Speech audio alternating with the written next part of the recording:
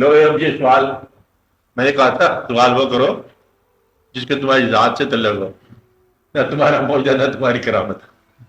اچھا، علم برا علم ہے، اس کے اندر یہ ہے، بتا رہا ہوں آپ اس کے بعد سوال وہ دیکھو جو تمہارے حال کے اندر ہو، اچھا ذاتی خیال کے اندر ہو، تمہاری زندگی کے اندر ہو۔ تو اگر کوئی خرق عادت پیغمبر سے سرزد ہو اسے معجزہ کہیں گے، اور اگر کسی امتی سے واقع ہو جائے تو اسے ہم کرامت کہیں گے۔ ایکسیپشن یعنی کہ عام قانون فطرت کے علاوہ کسی واقعہ کا رونما ہونا یا رونما کرانا، اس کو یا کرامت کہیں گے یا معجزہ کہیں گے، یا اس کو استخراج کہیں گے۔ اور کیا کہیں گے؟ اس کو استخراج نہیں کہیں گے، استدراج کہیں گے۔ آپ دیکھو کہ وہ تینوں شعبے ہیں، یہ کیا ہے؟ ایکسیپشنز کے۔ دریا چلا جا رہا ہے، دریا الٹے چلنا شروع ہو جائے، یہ اب یہ رول کے خلاف ہوگی، قانونی فطرت کے خلاف ہوگی۔ اگر تو قانونی فطرت کو توڑنے والا یا اس کا کوئی دکھانے والا پہلو اگر تو وہ پیغمبر نامزد ہے، ہم اس کو کہیں گے معجزہ۔ اگر دیکھو اس وقت موسیٰ علیہ السلام کے اثاث سے بھی اژدہا بنا اور جادوگروں کی رستوں سے بھی اژدہا بنے، وہ اژدہا جو ہے نا وہ استدراج ہے، جادو ہے۔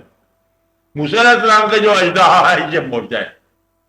تو گویا کہ ایک جیسا عمل ہو رہا ہے، اور اگر پیغمبر کا عمل ہو جائے تو وہ معجزہ کرائے گا، اور اگر نان بلیور کا ہو جائے، نہ ماننے والے کا، اسے ہم استدراج کہیں گے۔ اور اگر کسی اولیاء امت سے واقعہ ہو جائے جا یہ کام ہو گیا، یوں ہو گیا، اس کا ہم کیا کہ کرامت، یعنی کہ عام روٹین سے ہٹ کے کوئی واقعہ ہو جانا۔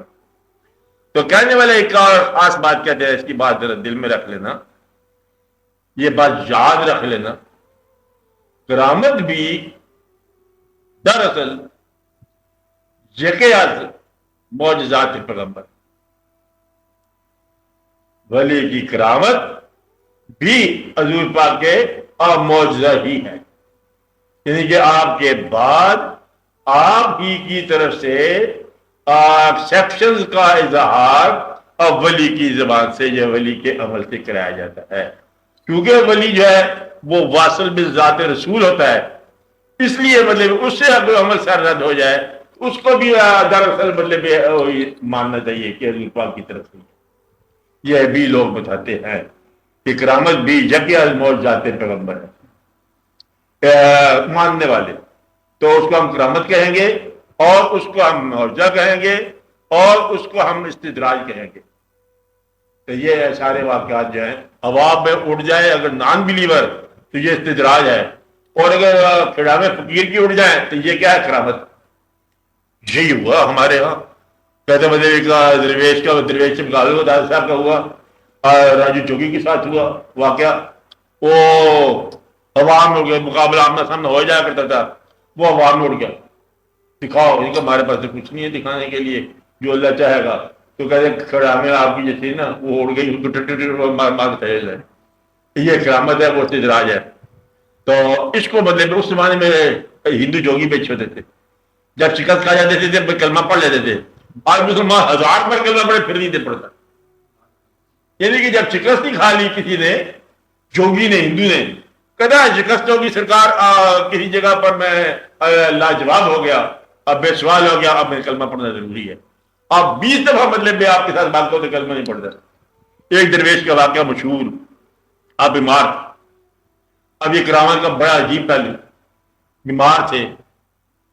اچھا اس وقت لوگوں نے کہا کہ دیکھو ہمارے علاقے میں ایک حکیم ہے، لیکن ہے وہ ہندو، مسلمانوں نے بڑے علاج کیا، علاج نہیں ٹھیک ہوا، تو اس ولی سے کہا کہ ہندو ہے، حکیم ہے، اگر آپ کہیں تو اس کو بلا لیا جائے، ہم کو بلا لو۔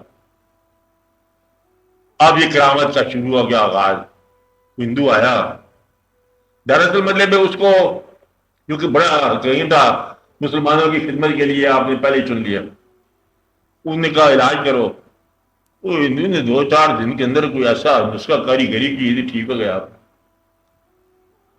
یہ تو بہت اچھا آدمی ہے، یہ تم نے کہاں سے اتنی طاقت؟ طاقت وہ ماں کو فطرت. میں کہا بات یہ ہے، میں ہمیشہ اپنے نفس کے خلاف کام کرتا ہوں، تو مجھے میرے نفس کی بجائے طاقت، یہ طاقت جب میں حکمت میں استعمال کرتا ہوں. آپ نے پوچھا دے بتاؤ کیا تیرا نفس کلمہ پڑھنا چاہتا ہے؟ کہا نہیں جی. کہتے کر اس کے خلاف کام. نے کہا میں تو میں اب جواب ہی نہیں رہا، آپ کلمہ پڑھو.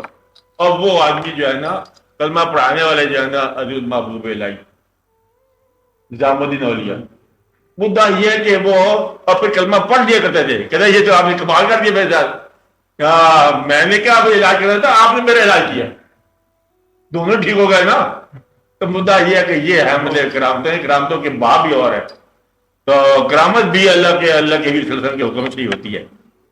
کرامت اختیار نہیں ہے کسی کا، یہ بھی اللہ ہی کی مہربانی سے سرزد ہوتی ہے. باقی فقر کی راہ میں کہتے ہیں کرامت ایسے ہے جیسے نامزد بھی کوئی چیز ہو. کہ یہ تماشا ہی ہے، شعبہ بازی ہے. فقیر کو کرامت کے باب سے ایسے نکلنا چاہیے جیسے کہ غلیل سے قوالی کی طرف بھاگ جاؤ. کرامت سر زیادہ ہونے لگے تو اس علاقے سے بھاگ جاؤ، کبھی کرامتوں کے پیچھے نہ پڑنا.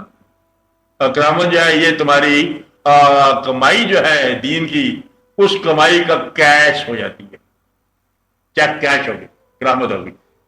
اس لیے اپنی کمائیوں کو کیش نہ کروایا کرو، رہنے دیا کرو ڈپازٹ کچھ، یہ بہتر ہے. سوال وہ کرو جس کا آپ کی ذات کے ساتھ پھر کوئی تعلق دماغ کی چیز ہو، غور کرو.